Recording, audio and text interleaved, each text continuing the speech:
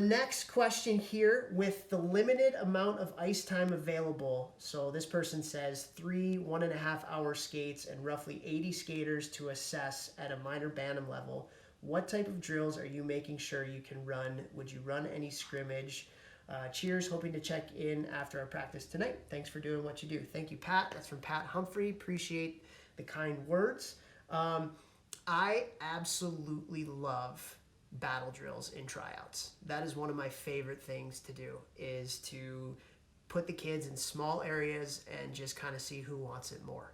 And I think that's a great indicator for me as a coach, and I've talked about it before on previous podcasts and the previous Ask Me Anythings. From a recruiting standpoint, I love to coach kids that are competitive. I love to coach kids that want to win, and I love to coach kids. I think even in those small area games, it shows a lot of hockey sense as well. So when you're putting those kids in those small areas, the hockey sense and the competitiveness really comes to the forefront, and you can do 6 or 7 different small area games throughout the ice, just in a little, maybe 10 by 10 even little area on the ice, or maybe not 6 or 7, maybe 4 or 5, whatever it may be.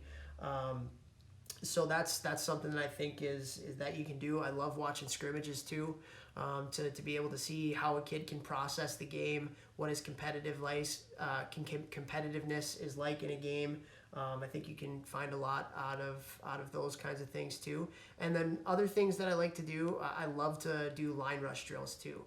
So much of the game right now from an offensive standpoint happens on a line rush. So having the ability to be able to do that, again with 80 players and 3 1.5 hour ice slots, that might be a little bit tough.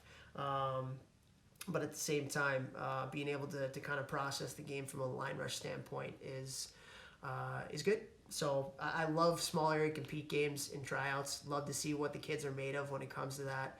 Love to watch them scrimmage. And like I said earlier, there's been some people that just joined. I love to actually get down to the bench and interact with the kids and find out a little bit of their character, find out a little bit of their body language, how they're interacting with each other. Because again, like I said, Herb Brooks said it best. I don't want to take the 20 best players. I want to take the 20 right ones.